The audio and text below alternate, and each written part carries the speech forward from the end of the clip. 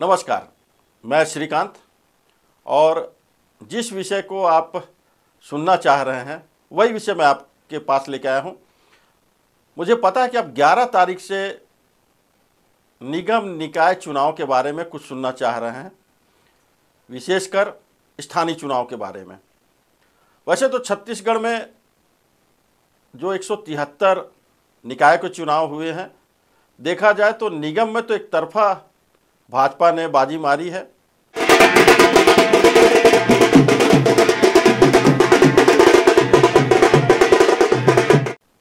ये क्यों हुआ, कैसे हुआ, धीरे धीरे हम इसकी ओर बढ़ेंगे। लेकिन आज विशेषकर हम निगम चिरमिरी की बात करना चाहेंगे। वो भी निगम चिरमिरी की बात इसलिए करना चाहेंगे कि कुछ सर्वे रिपोर्ट ये बता रही थी कि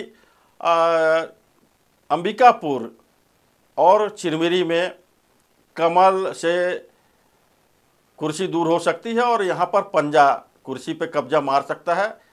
लेकिन समस्त अनुमान ध्वस्त हो गए।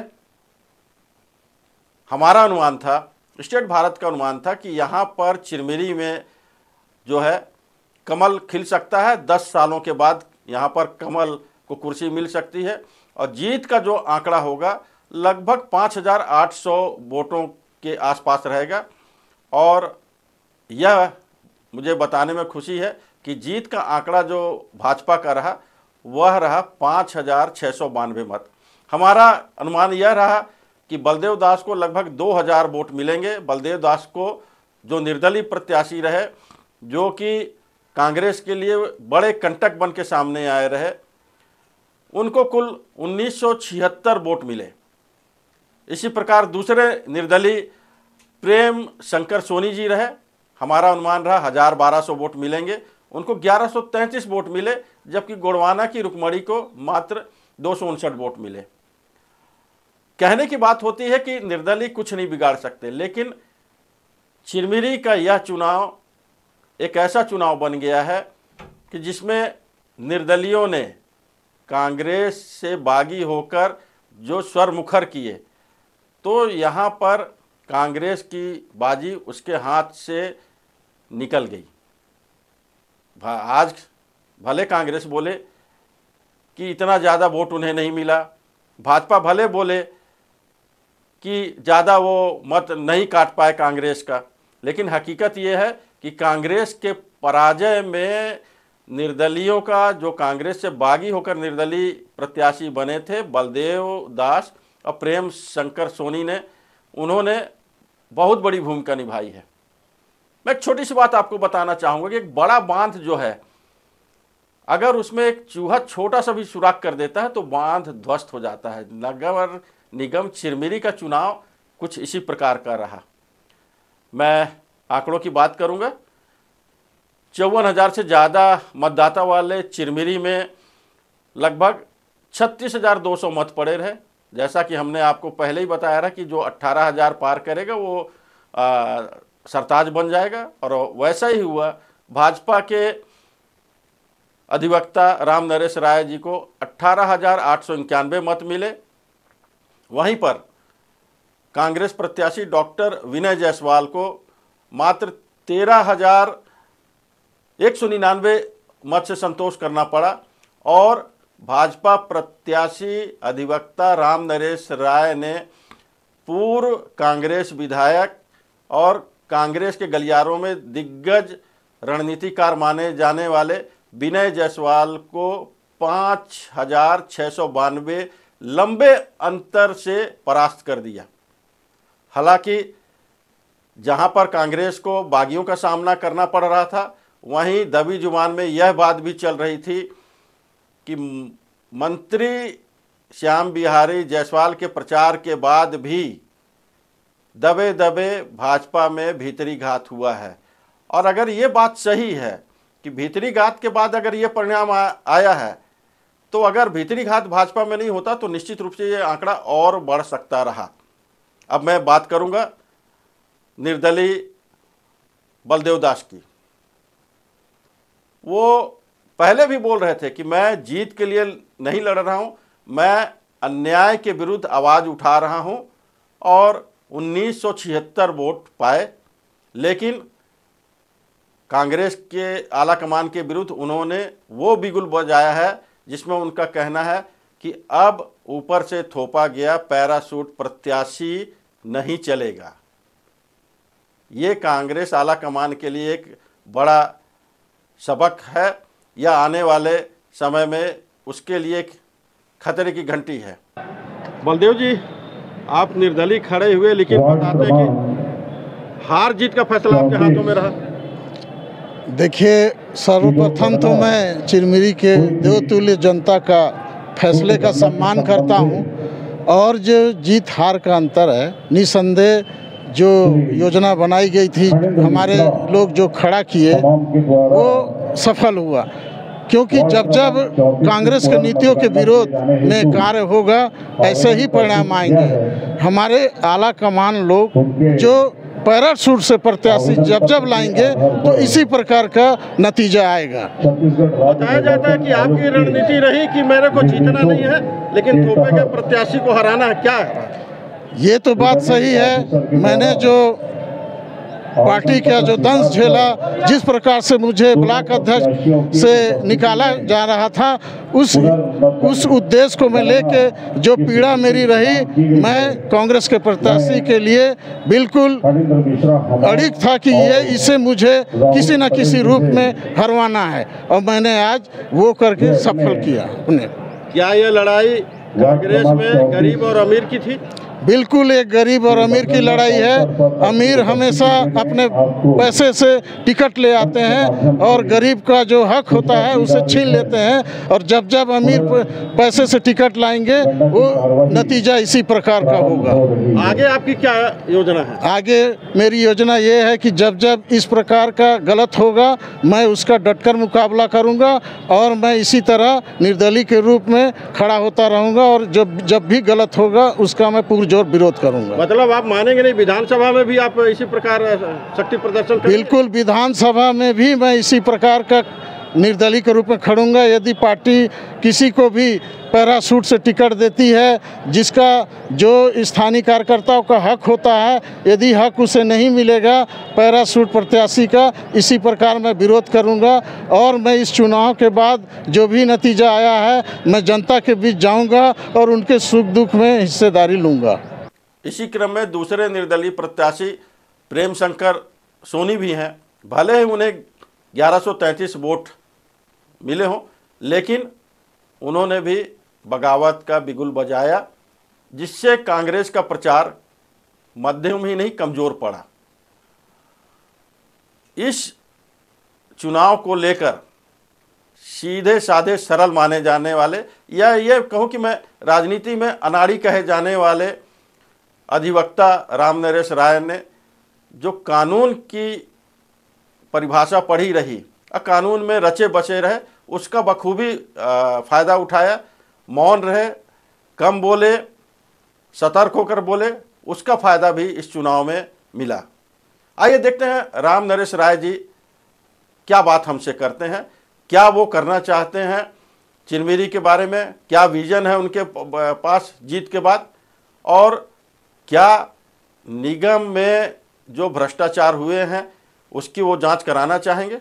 आइए सुनते हैं कि चिरमिरी निगम के नवनियुक्त मेयर राम नरेश राय क्या कहते हैं। छत्तीसगढ़ में नगर पालिक निगम चिरमिरी की सीट का परिणाम लगभग क्लियर हो गया है, और अनुमान जैसा रहा कि पुराने विधायक को भाजपा के नए अधिवक्ता प्रत्याशी पराजित कर सकते हैं।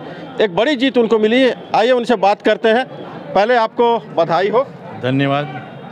किस प्रकार ये जीत को आप देखते हैं? ये निसंदेह बहुत बड़ी जीत है, और चिरमिरी की जनता ने जिस प्रकार से अपना आशीर्वाद और स्नेह बनाया है, साथ ही साथ भारतीय जनता पार्टी का हर एक कार्यकर्ता जिस तत्परता से चुनाव लड़ रहा था, उन सभी को मैं धन्यवाद और आभार व्यक्त करूंगा। जिस प्रकार मंत्री जी सक्रिय हुए रहे, तो ये किसका माना जाए चुनाव कि कार्यकर्ता से लेकर मंत्री, क्या ये भाजपा की खूबी है? नहीं, ये चिरमिरी के जनता के बीच में जिस प्रकार से चुनाव हुए हैं, उसमें भारतीय जनता पार्टी की एक परिवार पार्टी के रूप में है, और माननीय मंत्री जी जो है ना, एक बड़े भाई के रूप में जिस तरह से उन्होंने मेरे साथ कंधे से कंधा मिला करके इस चुनाव प्रचार को संचालित किया है, इसके लिए मैं उनको बहुत बहुत आभार और धन्यवाद देता हूँ। आपकी जीत में बताया जाता है आपका सौम्य व्यवहार, सरल होना, सहज होना, ये भी एक जीत का एक बड़ा कारण रहा, जबकि दूसरे तरफ थोड़ा सा उग्र वातावरण रहा। क्या कहेंगे? नहीं, ये तो चिरमिरी की जनता ने निसंदेह मुझ पर जिस प्रकार से भरोसा जताया है, वो मेरे सरल स्वभाव को लेकर के ही जताया है। क्या रहेंगे अब आपके मुद्दे कुर्सी में बैठने के बाद? वरना चिरमिरी को विकास की गति की ओर बढ़ाना है। क्या क्या प्रमुखता रहेगी? क्या पलायन रुकेगा? क्या बेरोजगारी हल होगी? पट्टे मिलेंगे?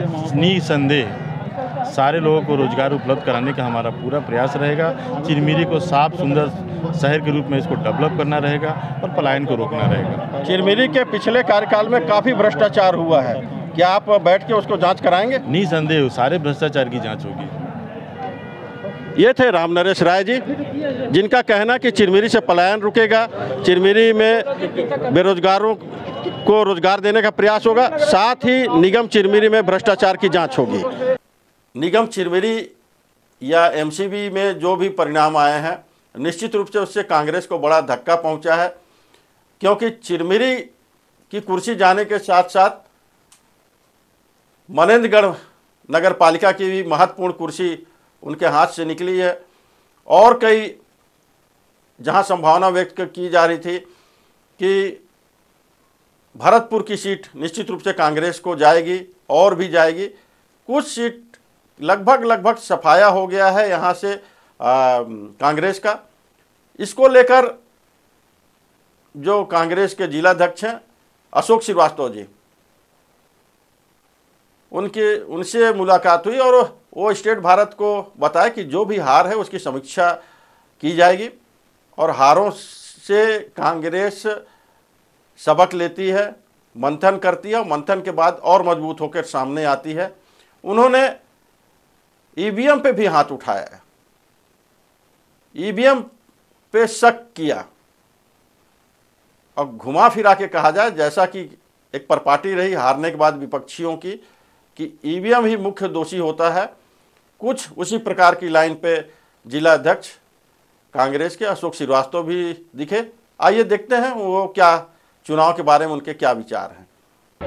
एमसीबी जिले में परिणाम को आप किस नज़र से देखते हैं? परिणाम हमारे लिए तो सकारात्मक ही है। हर परिणाम को हम लोग कांग्रेस पार्टी के लोग हैं एक नई दिशा, एक नई राह के रूप में हम लोग देखते हैं, और जनता ने जो परिणाम, जो जनादेश दिया है उसका हम जो है सम्मान करते हैं। नगर निगम हाथ से गया, नगर पालिका गई और नगर पंचायत भी निकल गया, क्या हार की समीक्षा होगी? देखिए, स्थानीय निकाय के चुनाव जो हैं वो राज्य सरकार से प्रभावित रहते हैं। जो राज्य में जिसकी सरकार रहती है तो परिणाम लगभग सरकार के पक्ष में ही जाते हैं। चिरमिरी निगम में बड़ी हार हुई है कांग्रेस की। हाँ, चिरमिरी निगम की जो हार है, ये थोड़ा जो हार का अंतर है ये हमारे समझ में नहीं आ रहा है। पहले भारतीय जनता पार्टी की सरकार जो प्रदेश में है, उन्होंने कहा कि हम बैलेट से चुनाव कराएंगे। बैलेट से चुनाव ना करा के बीच में जब चुनाव की घोषणा किए तो इन्होंने ईवीएम मशीन की घोषणा कर दी, और ईवीएम मशीन भी ऐसी भेजी जो 22 साल से निर्वाचन आयोग के गोदाम में पड़ी हुई मशीनें थी, उन मशीनों का इस पर उपयोग किया गया है। जो हार जीत तो लगे रहता है, लेकिन जो हार जीत में जो अप्रत्याशित परिणाम आए हैं, जैसे जनकपुर का परिणाम, जनकपुर नगर पंचायत में जो हम एकदम जीत की पूरी संभावना थी हमारी, और वहाँ पे सिर्फ हमारे 2 पार्षद जीते और 2 निर्दलीय जीते हैं, और अध्यक्ष भी हमारा हार गया। एक पार्षद हमारा है जो 14 नंबर से लड़ रहा था, उसके घर में 46 वोट है और वो मात्र 37 वोट पाया है। क्या इस परिणाम को आप किस नज़र से देखेंगे? तो आप क्या मतलब धांधली का आरोप लगा? धांधली बिल्कुल हुआ है। चुनाव में धांधली से आप इनकार ही नहीं कर सकते। क्या मजबूरी था? अगर ईवीएम से ही चुनाव कराना था तो नई मशीनें भेजना था। आप ऐसी मशीन जिस पे वीवीपैट नहीं है, कंट्रोल यूनिट नहीं है, ऐसी मशीन आप भेज दिए। निगम चिरमिरी में आपके हार के कारण आपके 2 बागी बने हैं।